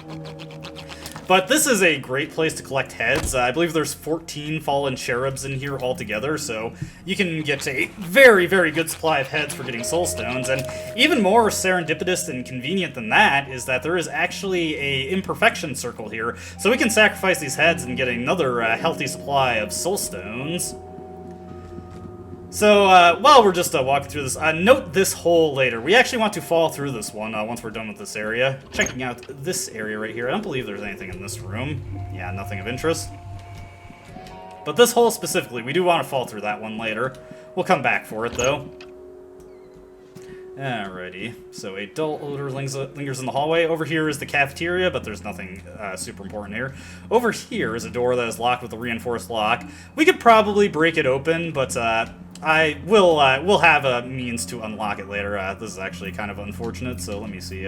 We just want to run away here. So guard, and pyromancy trick. Actually, no, wait. Pyromancy trick is actually fire type damage, so that will actually not kill this thing. Shadowy figures aren't really a threat at all. They're just annoying. Of course. Alright, now that we're on the extra turn, we should just be able to run. Yes. Okay, now we can get past them. When you run from an enemy, we haven't really done that yet. Hey, what's over here? This is a little disturbing. I can see why Levi might have some reservations about this place. Let's just let that thing walk forward. Eventually, shadowy figures will disappear. So they're mostly just nuisances, but sometimes they do like to tail you. Unfortunately, killing intent does not affect them. We're probably going to run out of handgun bullets before we finish this place. Not enough to kill every fallen cherub, but rifle shells work just as well. Notice that some of them seem to be affected by killing intent, while others do not. Not sure if it's just a programming error that they're not all affected by it. It's nice when they are, though. It makes it that much easier to shoot them when they back themselves in the corners like that. This room, under certain circumstances, actually can potentially have an enemy in it. You see, that one wasn't affected by killing intent. Heading this way... Oh, hey. Cracked bone saw. Don't see that too. Oh, 2 in a row? That is preposterously rare. I believe I mentioned this earlier. I pulled a figure out of my hat, but I'm pretty sure like the chance to crack a bone saw is 5%. Assuming you're not trying to saw an enemy that has a guaranteed chance of doing it. The reason I prefer to shoot these things is because, like the fecal hounds, when there are a bunch in a single area, you will actually end up fighting them all at once, and that can be very dangerous with the severe injury status ailment in play, so I really, really want to avoid that. One other room to take note of over here is, looks like some kind of game of hangman. Once again, the door is locked with a reinforced lock. Note that some reinforced locks actually can be picked, like the sewer gate leading into the city by the storm drain at the train. That one is a reinforced lock, but it can still be picked. Likewise, the Midnight Gazette was also a reinforced lock, but it could be picked. Heading into the courtyard here, that door to the left is important, but we're not going to check that out right now. I'm just unlocking the door here. Now we have a shortcut back to the entrance. Before we head to the second floor, we were going to want to take a detour into the basement. There are several things for us to grab there, so let's head on down. Heading into the basement here. One thing to note is that this is one of the few areas in the game where a encounter with the Poe can potentially happen, where there isn't a radio. So just something... Actually, now I'm thinking about it, we're not going to need to fall through that hole later because we have a full party. I'm just so used to not having that. I don't think I got the full mind restored from those candles there. Let's just shoot this guy through the door. So, yeah, these fallen cherubs... We're in an orphanage, there are no children, and the entire town's populace seems to have mutated. Yeah, I don't think you have to think too hard about what could potentially be the truth with these fallen cherubs, quote-unquote. Let's just wait for the shadowy figure to juke upwards so we can get around it. What is with all the bloodstains here? Like, yeesh. Almer, what do you think of this? Hey, there's another one. This one... oh, no, that's a waste of a bullet. Oh, waste of 2 bullets. We're gonna have to switch over to the rifle now. Hey, it looks like there's a decrepit priest over there. We're going to, for safety's sake, get out the rifle, which I have a ludicrous amount of ammunition, so probably should have used this earlier, but, you know. Actually, while I'm thinking of it, I'm actually going to equip that artificial soul onto Marco, and we're just going to have him chug a beer real quick. The reason why I want that will become apparent later. Alright, let's just take some quick shots at this guy. I don't think I got both of his arms there. Sometimes, I think that's just Venushka's symbol, but I'm just going to have Abella wrench toss it anyway. Let's just attack this guy like so. Wrench toss the arm and just completely shut down his damage dealing. There we go. And just, unload on this guy. I got so much ammo now that I don't really care that I'm wasting a few rifle shots. I'm not going to use them for anything else if I don't use them here. And we'll just have everybody take out his torso. There we go. I also could have blasted that guy with the trench gun, but that wasn't really necessary, so... Get a guaranteed soul stone from this guy. You know, let's get some party talk here. Let's see what everybody's thoughts on this is for this area. What's this horrible smell? What's going on here? This place gives me serious creeps. Levi looks visibly shaken by the basement. You okay, Levi? It's nothing. Look, you don't have to pretend, dude. I, for one, am not exactly thrilled with what we're seeing here. This place was supposed to help the orphans of Prehevil, right? Let's just take a quick flip of the coin here. Find a bear trap, actually pretty nice. Not that they're going to be, not that it's too useful at this point in the game, but, you know, I won't say no to more potentially valuable supplies, even if I'm probably not going to end up using it. There are 2 more fallen cherubs to take out in this basement, so let's just track them down. I wonder with this mouse hole. Okay, no, not yet, not yet. We do have mastery over vermin now, so we can potentially talk to rats and mice, should we come across them. Can I just line this up correctly? Yes. Okay, saw off this guy's head. Maybe I should get that mod for speeding up the head sawing. That's not a huge deal. And that is all the fallen cherubs in the basement. Shadowy figure, leave me alone. You are annoying. I probably could just deal with them by unequipping the rifle, but, yeah. Also, it'd just be a temporary stopgap measure, because they infinitely respawn. You cannot kill them all. Ooh, a radio. Okay, so I was wrong. There is a radio here. So I'm actually going to wait for a bit and wait for the Poe to come out of that thing. Because one thing about the Poes is that when they spawn... I think I went the wrong way. One thing you can do to just completely eliminate them as a threat is to just walk up, leave the area, and I believe he should be gone now. And if not, well, I would like to show him off in a fight at some point anyway, but yeah, he's gone. So once you remove a Poe from an area, it is permanently gone from that area. It'll never show up again, so you don't have to worry about it anymore. We are going to check out the imperfection circle by the end of this video. I'm just getting everything taken care of before we get to looking at it. Got some pet pills there. More pet pills that I'm probably not going to use. Although I actually can think of a use that we're going to have for them very, very shortly. Alrighty, heading up this way. Quite a few important things on the second floor. Clock is stuck at 14:35. Just like the other clock we saw in the hotel. Let's saw this guy's head off. We want to go through this classroom and go to the rooms to the left. Let's just check out this bookshelf here. Another one of these. You find a Man in Dreams flyer. This guy's getting around quite a bit. I just love shooting these things. And there is one last one. After we shoot this, this will be the last bit of head sawing we have to do for Fallen Cherubs. Surprised that shot actually connected. So let's take this guy's head. And let's de-equip the rifle. We don't need it anymore. Just go with our good old fists. Nothing worthwhile here. Alright, so, fair warning, this part is about to get a little saucy. First, let's just light up the candles here. And hey, a Sylvian circle, how convenient. You could use the skill masturbation here. Hey, you guys don't mind if I take care of something real quick?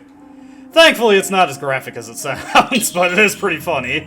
Barco, is it really necessary that you do that in front of us? You guys got any unique party talk here? Let's see, Marina just says the same thing. Let's just skip through it. Looks like everything's the same.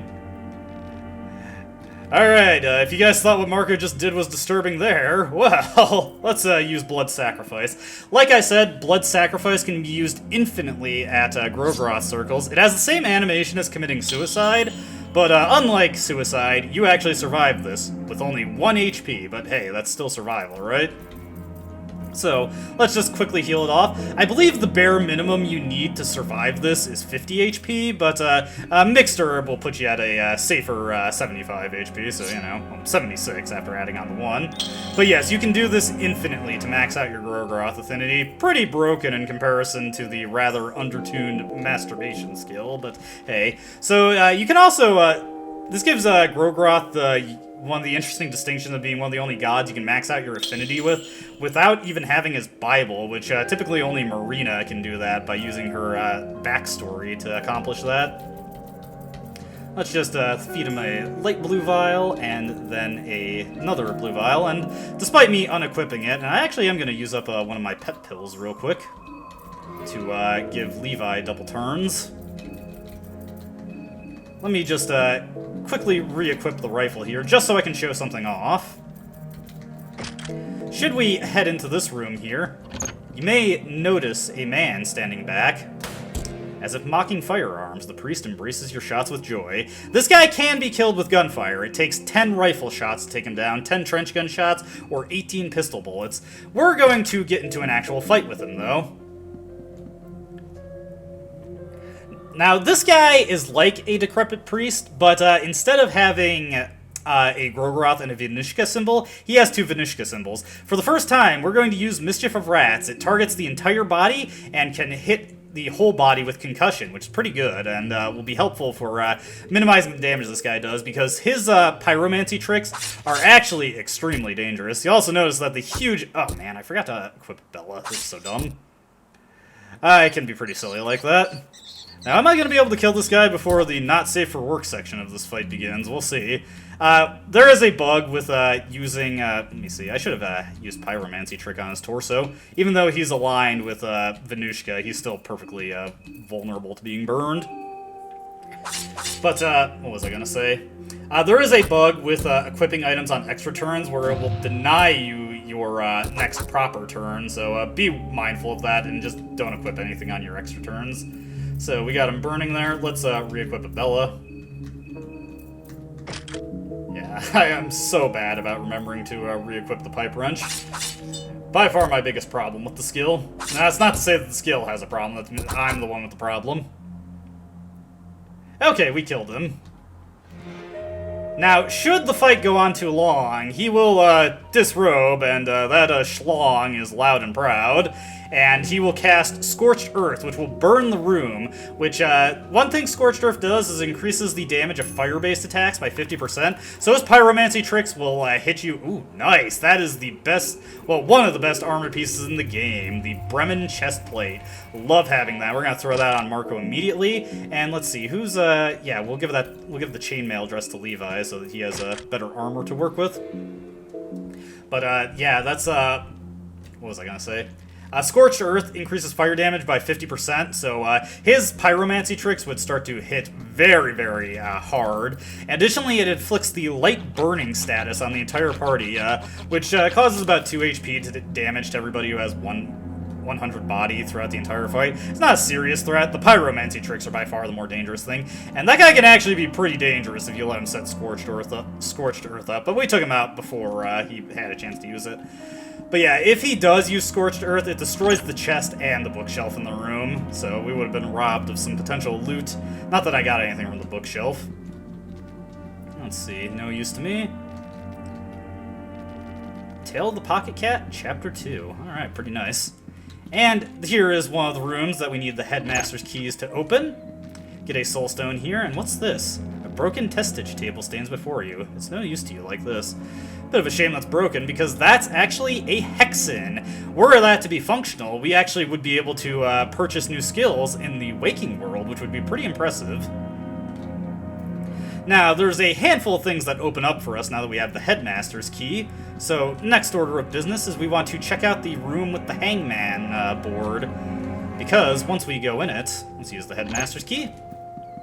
Well, we can use this Ouija board, or talking board rather, play a game of Hangman. Now, I know the answer to this. The word we want is God. Well, if you want to win, the word is God. But we actually want to lose this, so we're just going to pick all of the wrong letters. Would totally spell out ass if I had the option to. And we lose the game of Hangman. But if you lose, you can take the talking board. For whatever reason, your character does not want to take the talking board if you win. Yep, there's another shadowy figure. Let's just run away. Nope, unable to escape. Now, come on. We should be able to run during the extra turn, though. Yes. One thing that I actually read the other day is that the escape plan skill does not actually function with the run command when you back out the menu, but it does function with the run skill should you use it in your skill menu. So that's probably why I've been having a lot of trouble with that ability and not noticing any effect it has. Alright, so now that we got the talking board, there is something that we can get in the basement. Remember that hole that I said we could jump into? That will lead us to an area where we can use the talking board. Nope, nothing from this one. Now hopefully, this is the last bookshelf we can check in here. Yes, there we go. The second and final Book of Enlightenment that we can get from checking bookshelves. Every other Book of Enlightenment we need to trade with Pocket Cat to get, so... Yeah, we'll probably see another one, although I doubt I'll get to a situation where I can actually use it. Now, a couple of things to check out in the basement here. First off, we're going to use this imperfection circle, and we're going to give an offering. We're not going to offer the portrait of the young man, since we can't make any use of it, but we are going to offer the dead crow. What does this do? The air cools down and becomes thicker. It feels heavy just to breathe. Huh, the Tormented One? But you died in the first game. But this is a little bonus boss fight, the Tormented One. And it's not a terribly difficult one. He doesn't have that much HP. We should be able to beat him, but just by focus firing his body. I hope I did not just seriously jinx myself here. Is he gonna fall over? Come on, Levi, come through for us on that? Okay, no. But, okay, he did not hit as hard as I was worried he might. Oh, wow. Oh, dear, that's a lot more damage than I was expecting. What's he doing? Ooh, yeah, let's hopefully take this guy out quick. I've actually never had this fight go longer than one turn, so I'm unfamiliar with what this guy can do. I think he's dead? No, his sprite was just bugging out there. Oh dear. Okay, we're actually going to play this a little bit safer. We're going to use pheromones on Marco and have him guard, unless pyromancy trick his body. Oh, miss. That's actually really terrible. Oh, oof, okay. That had me worried. Alright, let's take a look at the Tormented One. And, let's, saw his head off. Just as you saw the head off, it turns to dust. Now, what does defeating him do? Well, it unlocks a skill at the Hexen. Remember that node that I was confused by, and I said, well, maybe it's something that'll get added in an update? No, that's actually unlocked by the Tormented One. I just have never actually used that node, so I completely forgot about that. Now that that's been taken care of, and that's a... Oh, wow! I did not realize I had that many severed heads. So let's sacrifice our 49 severed heads. Yeesh. Well, we're going to be buying a lot of skills next time I use the Hexen. And we will get 49 Soulstone shards. Just to make sure I don't do something stupid later on down the line, let's actually craft those into something. Also, I gotta remember to re-equip Abella. Jeez, everybody's getting hungry, too. Fear and hunger. So, let's, moldy bread to Levi. Sorry, Levi. Moldy bread to Abella. And finally, a vegetable pie to Marina. Marina's eating well tonight. Almost forgot to craft my soulstones there. Alright, so 17 soulstones. Nice. Should probably craft more mixed herbs, but we have enough for right now. But yeah, that was a great fight there to demonstrate that, yes, your spells can miss, and it is super annoying. Especially with pheromones. Oh, come on. These things get on my nerves so badly.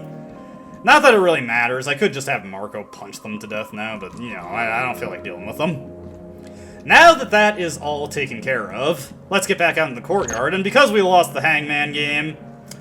well, he's a decrepit priest, so he's probably a jerk anyway. But let's check out this door now. Now, if you come here before killing Father Hugo, the door will be sealed with a mystic power. At least I think it's Father Hugo that's tied to it. Sometimes I've had to do what you normally have to do with it without Hugo being dead. But in the event that the door doesn't open, you need a purifying talisman to open it. Yeah. It's weird. It's like we're in trenches. You guys got any thoughts on this? You're seeing this too, right? It's not just me. It's been such a nightmare since the moment we got here. I'm not sure anymore what's real and what's not. This is not the physical world anymore. Rare Sigil seems to work as a portal around here. I have no idea why, though. Levi is shaking and sweating. Something about this place makes him very uncomfortable. How did we get here? I left the front. The war ended! Right? Don't worry, Levi. This is not real. We're still in school. Somehow. But yes, this very much reminds Levi of the war, and as you can imagine, was suffering from severe PTSD. This area does not make him comfortable in the slightest. He actually does have unique, comforting dialogue for every character. Certain characters say more than others. Let me see. We got Ronteals over here. Could I defeat these things? The main reason I'm hesitant to fight these things is that they could potentially delimb my party. Well, at the very least, let me see. How many shotgun shells do we have? Only 3. Wouldn't be a good use of them. Well, let's throw caution to the wind. We've got spare, imperfection circles, so if I'm not able to nuke this guy in a single turn, then we'll be able to recover any lost limbs. But yes, these are Ronteals. Their arms have a slight chance of disarming a character, though not a guaranteed one. They are weak to slashing type attacks. Would probably be a good idea to give one of those. Okay, yes, I can defeat these guys easy enough. We can behead these guys, but they do not actually have any items to drop. Now, I'm not actually going to bother fighting all these things, just because it's kind of a waste of time to do so. And also, I forgot the other thing that we need to get in the basement, but we can double back for it. Find a rust-colored pearl. That's the main reason I wanted to fight that thing. You can check those mounds for rust-colored pearls, and those pearls can be traded with a certain vendor that you get that appears when you sacrifice the young man's portraits at imperfection circles. Nope. Just trying to avoid these things, and I cannot get away. Now, without using Rhere's power, there's actually not enough rust-colored pearls in the game to get the best reward from collecting them, but there is enough to get a Ring of Wraiths, which is a pretty good accessory, and absolutely worth collecting the 8 of them that you can find just for it. Assuming you don't get it elsewhere. Let's see, let's just open up this chest. May as well use up some of our lucky coins here. Not have to worry about Goochers as much. Brevin Gas Mask. That is an accessory. I think that makes you immune to poison? Let me see here. Anybody got a free slot? Not really. I think Marco, he doesn't need the Artificial Soul anymore, so gives you some light defense also. Yeah, may as well throw it on. That's every little bit counts. Alright.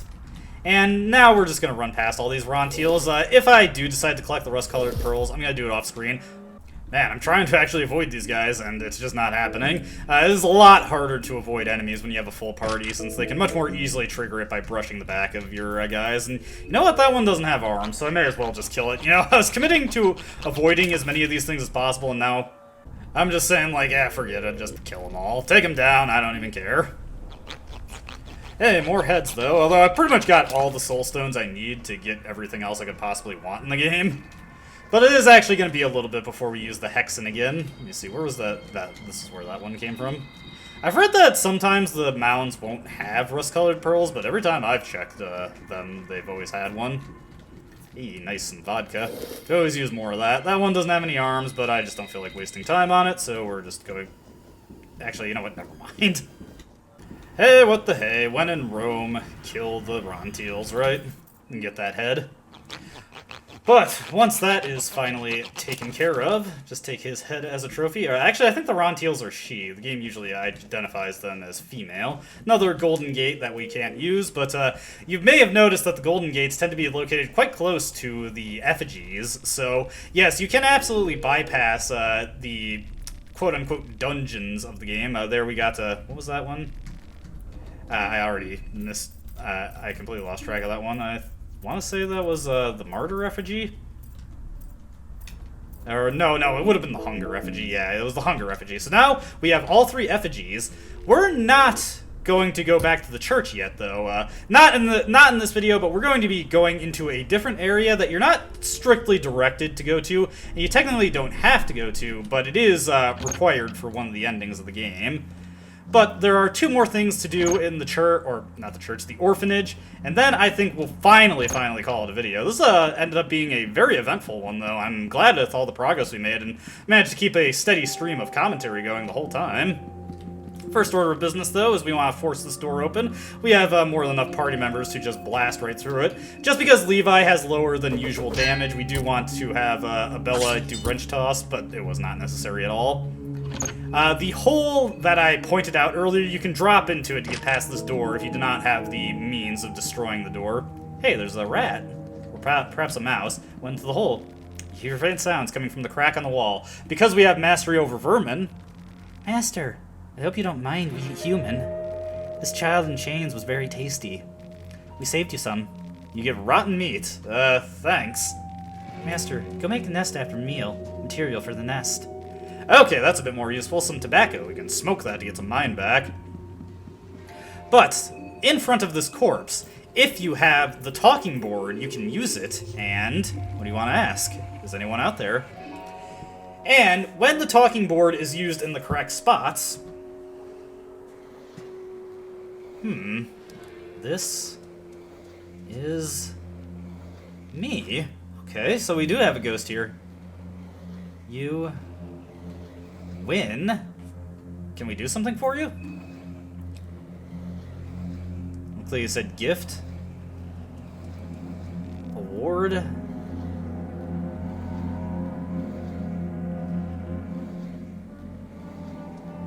Check his pocket. Okay. And yes, you do need to use the talking board to check the pockets of the skeleton, but... upon further investigation, we find a Ring of Wraiths. Aside from collecting rust-colored pearls, this is the only guaranteed Ring of Wraiths you can get in the game. So, very, very useful accessory. Restores 8% of your body. It's sometimes mistakenly said that it restores specifically 8 body, but no, it's actually a percentage of your health. And I know that because when your body is over the normal cap, if you have 125 body, you'll actually get 10 HP back from it instead of 8, which is a nice fringe perk of having an increased body cap. I presume Bethelstone also works the same way for Mind, but I have not actually tested that, so don't quote me on that. But we've actually accomplished quite a lot in this video, and since we actually have the means to save anywhere, we're not going to advance time. We are going to use one of our first Books of Enlightenment. So let's just whip that out and make a quick save. The book radiates light in every color of the spectrum. You feel like your journey has just began, as if your existence since this very moment has been like watching someone else entirely. You feel a perspective shift in your surroundings, as if everything wants to shrink, or perhaps you were to ascend higher. You gain better understanding of yourself. The link between your mind and body has started its deterioration. And yes, with the Book of Enlightenment, we can save anywhere. It's one time, though. You feel closer to enlightenment, and the book disintegrates. But that is a very common way for people hacking the game to make it a little easier on themselves and just give them 99 Books of Enlightenment. Whoops, sorry, I did not mean to do that into the microphone. But that is where we're going to be ending this video. Quite a lot accomplished here. I'm actually very pleased with how this turned out. That's where we're going to leave this video, but before we go, time to read some select literature. So, let's go into our book menu here. I just have to go over, make sure I'm not checking ones redundantly. You know what? Let's read about Pocket Cat, since we got both of his books. The Tale of Pocket Cat, Chapter 1. It was a rainy day in the countryside just north from the forest of Merwood. Willem, the most mischievous child known in town, stared at the raindrops behind his window screen, just longing for an adventure. His mother would warn him of going outside. Rain brings forth all kinds of dangers not otherwise known to little boys. During downpour, decent boys should help their parents with various household chores instead. Being the pompous boy he was, Willem refused to give a helping hand. The consequences of such refusals were all too familiar to Willem. He gets sentenced to bed without dinner, and so he did. Crying under his blanket, fits of Willem's anger brought forth his reflection from a mirror on the wall. The boy from the mirror introduced himself as Melou, the sleeping twin brothers of Willem, came to this world far too early, and thus he could only view the world from the land of opposites. Melou wanted to warn his brother of the coming calamity, but his words echoed from the land of opposites, and so they came out all wrong. Now his words encouraged Willem to join the coming adventure that was heading his way, heading fast. In fact, adventure already squeezed itself through a small keyhole on the window frame. A large beetle man climbed in from the window. The beetle man was tall, taller than Willem's father, and rounder than his father as well. The face of the beetleman was obscured. He wore a similar mask Willem's grandfather had worn in the war to avoid gas from melting his eyes and burning his lungs. Turkillo, the beetleman, had an urgent mission for Willem. You see, the ancient kingdom of Turkillo came from under a serious threat, and Willem was the only boy who could help. Willem was a bit hesitant, but Turkillo was already forcing the boy out his bedroom window out to the rain. "We got no time for thinking," said Turkillo. The beetleman showed the way with his lantern, only Willem had trouble keeping up with the pace as Turkillo flew fast deep inside the merwood with his man-beetle wings. Turkillo's lantern got more distant until Willem couldn't see it no more. Hopeless and now lost in the woods, he started crying, not unlike how small song thrush tricks cry and beg for their mother for food. And just like that, a giant song thrush grabbed Willem and took him to a treetop nest full of chicks fighting for their place in the world. Willem tried to beg for a tasty worm from the bird mother, but competition was fierce. Those chicks knew that to succeed in life, they'd have to push competition over nest boundaries. Willem tried to struggle, but ultimately fell off the nest. Just as he was about to meet his maker, Turkillo scooped him up and grabbed Willem with his cold man-beetle arms. Now where does this story go from here? Tale of Pocket Cat, Chapter 2. Turkillo scolded Willem for wandering off. When Willem tried to explain what had happened, that only aggravated the beetle man even more. To teach Willem a lesson, Turkillo kept pushing Willem deeper into the forest with his freakish man-beetle strength. Willem slid down a muddy hill and found himself on a large opening in the forest. In the middle of that opening, two giant baby-faced blindworms were caught in a wrestling match. The two poor bastards fought each other with all they got. They bit each other, clawed each other, all while crying and wallowing loudly. Turkillo yelled from above that this is the nature of men, that just like those song thrush tricks from earlier, this would be Willem's future once he grew up to become an adult. Humans were ruthless in their pursuit for riches and wealth. Did Willem really want to take part in such fierce competition? While the two talked, the other, more ugly-faced blind worm had bested the other. Hungry for more devastation, the thing set its eyes on Willem.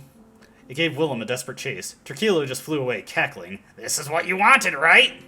Willem ran to a nearby thicket in hopes that the blind worm couldn't fit in there. Instead, the beast thrusted itself past broken branches with ferocious force. Far from eating his other baby-faced blindworm sibling, one particular sharp branch punctured the belly of the beast, and from within hundreds of small blind worm babies spilled all over the place. The little worms started wrestling and devouring each other the moment they landed on the ground. Willem realized this is how the giant baby-faced blind worms got so big to begin with.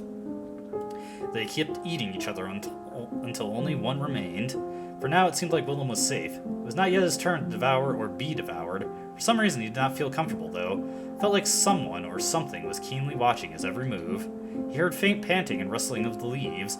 Then he noticed them, a pair of glowing eyes staring right at him from the darkness of shrubs and leaves.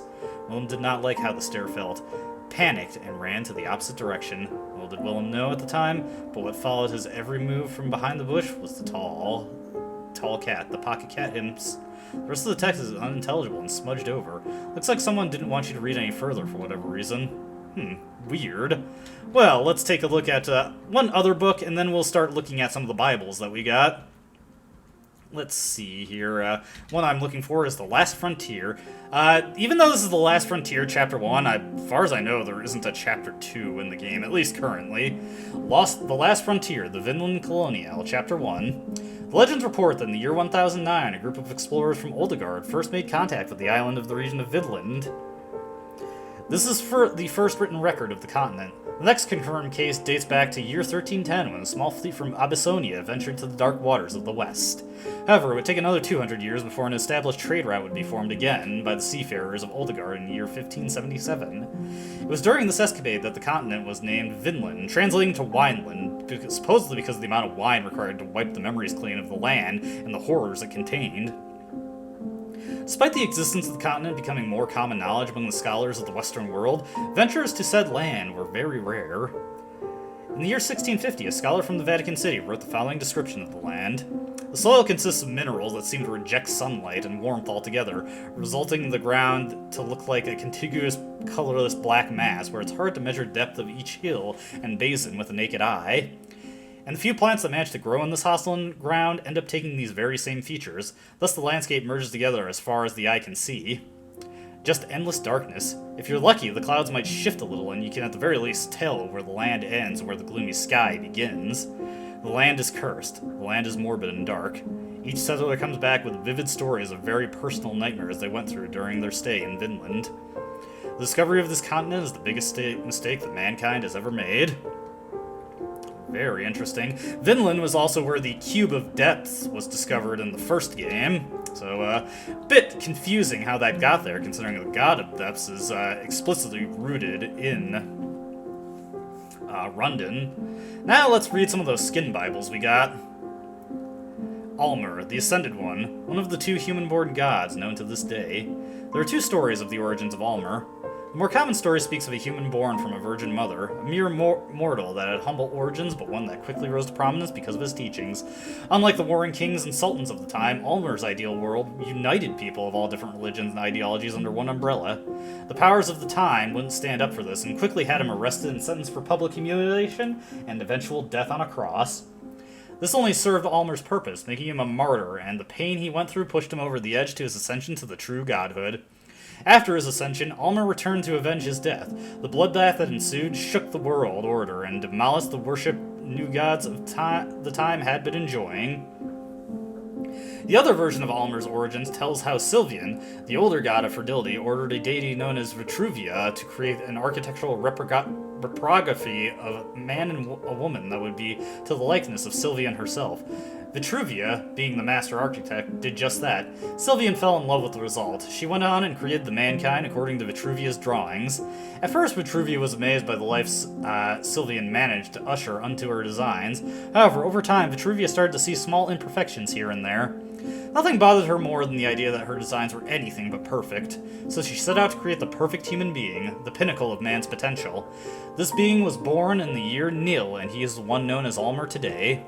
On the surface level, these stories don't contradict with themselves too much, but on an ideological level, there are interesting differences.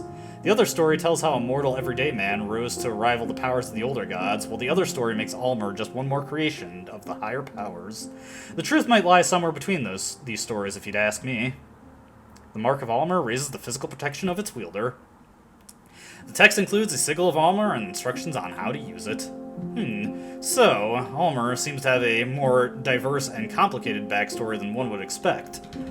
Now, let's read about Grogroth, a much more straightforward god. If I can find his Bible, where'd it go? There it is. Grogroth, the destroyer of men, he who ushers a new dawn with force and violence. Grogroth is the other part of the most primal duality, creation and destruction, where the other doesn't exist without the other. The word destruction is often associated with the evil of the world. This, of course, is foolishness. There's no room for new creation if the slate is not first burnt clean and empty. A man fears destruction. Man gets accustomed to peace and quiet. Man grows fat and afraid of change. Change is inevitable, just as Grogroth. What one needs to understand is that destruction is of pure kind. It does not target one man specifically. It just exists. Grogroth is associated with the god of creation, Sylvian, and their child, the god of nature, Venushka.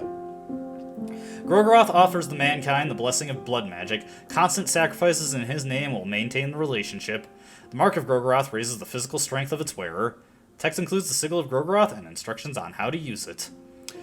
With all that said and done, that is where we will end this video. As always, I hope you enjoyed watching. I hope to see you in the next one. Until then, though, goodbye.